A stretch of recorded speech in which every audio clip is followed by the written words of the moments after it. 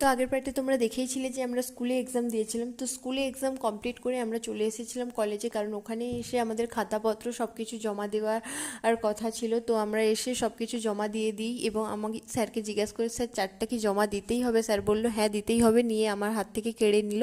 তো তারপরে আমার খাতাপত্র সব কিছু ঠিক থাকায় আমি সাইন করে দিলাম এবং অফিসিয়ালি আমার কোর্সে সব কিছু কমপ্লিট। ওই দিন ছিল আমাদের যে আগের ব্যাচ ফার্স্ট ইয়ার, তাদেরও পরীক্ষা ছিল। আর যেহেতু আমাদের সেকেন্ড ইয়ার আমাদের টিচিংটা হয়েছিল স্কুলে এবং ফার্স্ট ইয়ার ওদের কলেজে হবে, তার জন্য ওরাও সবাই কলেজে এসেছিলো এবং ওদেরকে আমরা বাই বাই করতে গিয়েছিলাম যে তোদের সঙ্গে আর দেখা হবে না।